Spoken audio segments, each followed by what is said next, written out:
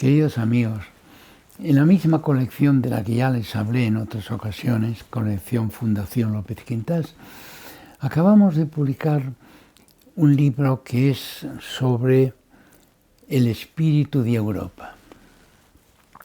No es un libro político, es un libro humanístico, diríamos.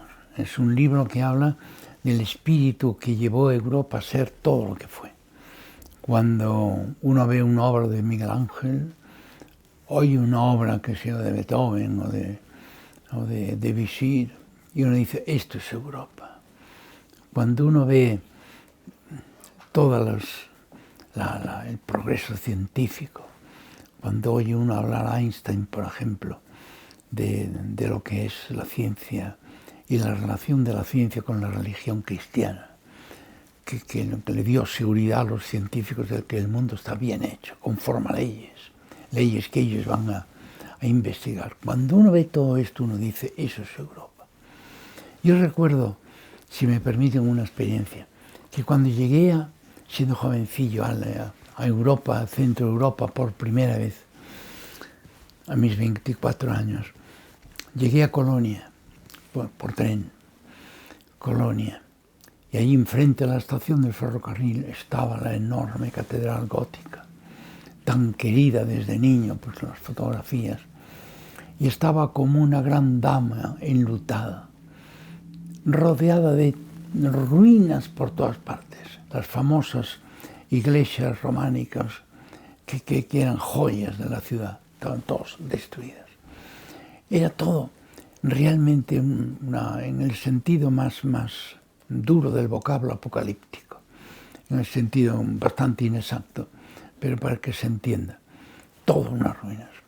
Me vi negro para encontrar la residencia a la que iba a vivir durante unos meses, porque se habían roto los límites de carreteras y calles. Bueno, y yo pensaba, parece mentira que todo lo que fue Europa haya quedado todo cubierto como una capa de sal. Suele decirse que esto es la imagen parecida, aquí no va a crecer la hierba. Y yo me preguntaba, ¿es posible que este resultado del odio de unas naciones con otras, dentro de la misma madre Europa, que todo esto se renueve, que todo esto se rehaga? Yo pensaba, es bien difícil. ¿Cuál no sería mi alegría y sorpresa cuando vi que Europa, como el ave fénix, resurgía de sus cenizas con una fuerza tremenda a partir del año 45, ¿verdad? Y cuando yo fui a estudiar allí estaban todas las naciones, no solo Alemania, sino todas las demás, Francia, estaban todos con una energía potente. Y yo decía, es posible, y lo fue, es posible la restauración. Y fue obra de 3 presidentes que eran, podríamos decir, hombres de gran talento político, pero eran sobre todo fieles cristianos.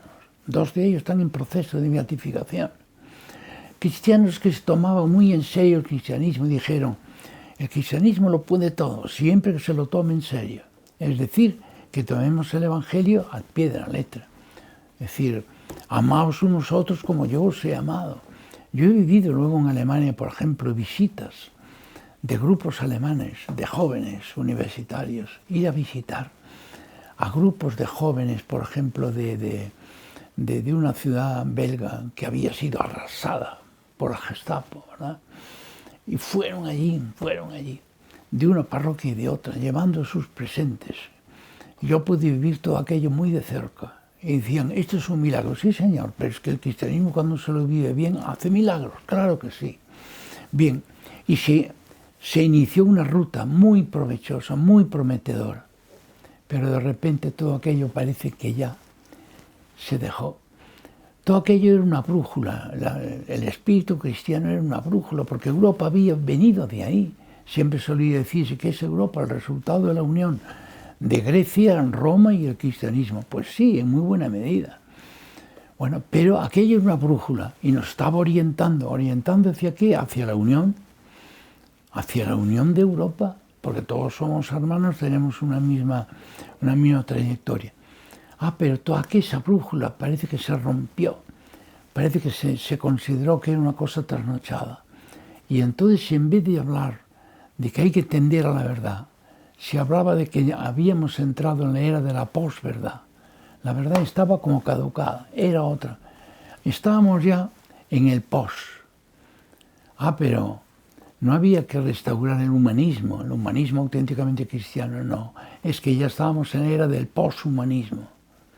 Y entonces esto ¿qué quería decir? Que era como no hacer las paces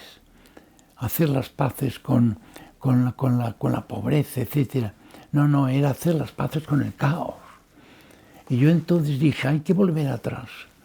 Aquí, si queremos acabar la restauración de Europa, del verdadero espíritu europeo, hay que ir al principio. Recuerdo que entonces me leí detenidamente las actas de unas famosas conversaciones de Ginebra, que tuvieron lugar en este centro de Europa, diríamos, centro geográfico incluso, en el año 47, es decir, muy poco después de terminar la guerra, con la idea de restaurar Europa espiritualmente. Y había autores, por ejemplo, el famoso Bernanos, que nos decía, Europa se salvará si hay hombres libres de verdad. Y Karl Jaspers, el famoso escritor de la filosofía existencial, no existencialista, sino filosofía existencial, Karl Jaspers explicó lo que era la libertad. Y decía, la libertad va unida con la verdad. Hay que cultivar, volver al cultivo de la verdad. Y dije, ese es el camino. Bueno, y nuestro Antonio Machado, sin ser un filósofo, digamos, profesional, sino un genio de la poesía, él en Juan de Mairena, ¿qué nos dice? Página 115. Él nos dice, lo importante en la vida del hombre no es decir lo que le dé la gana, poder decir lo que quiera, sino vivir una libertad auténtica. Esto sí que está bien dicho. Esto es Europa. Esto es pensar bien. Uno puede tener fallos, pero dentro de una brújula que nos diga por aquí hay que tirar. La auténtica libertad. Pues bien, ¿qué significa la libertad auténtica? Vivir en la verdad, para la verdad y de la verdad. Pues eso es lo que yo explico en este libro. Porque no es fácil a veces comprenderlo. Para eso describo como unas 15 experiencias humanas muy sugestivas. Entre ellas entran las musicales, entran las experiencias poéticas, qué sé yo. Experiencias que todos podemos hacer para acostumbrarnos a lo que es realmente la relación con la verdad. Y entonces se entusiasma uno con esto.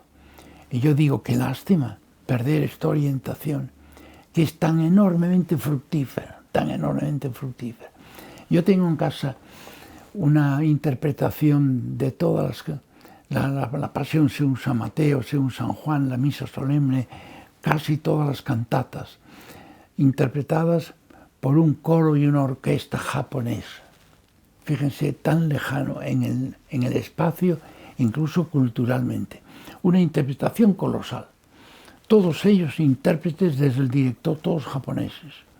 Habían venido algunos a Europa a perfeccionar su conocimiento de Johann Sebastian Bach. A mí esto me encantó y dijo, este sí que es camino. Europa tiene que exportar esto, tiene que decir, hasta aquí hemos llegado. Que eso es una cima en la vida cultural. ¿Cómo se va a negar esto? Y quien dice Bach dice Beethoven. Bien, pues entonces en el libro lo que quiero decir es, sepamos bien lo que son los fundamentos de la grandeza de Europa y entonces nos entusiasmaremos con ello y veremos sin negar la grandeza de otras culturas, como puede haber una hermandad, como en el caso de la interpretación de Berto, unos jóvenes chicos y chicas y un director ya de más añitos, entusiasmados con algo que Europa llegó a hacer en su tiempo. Esto sí que creo yo que sería restaurar de verdad el espíritu europeo.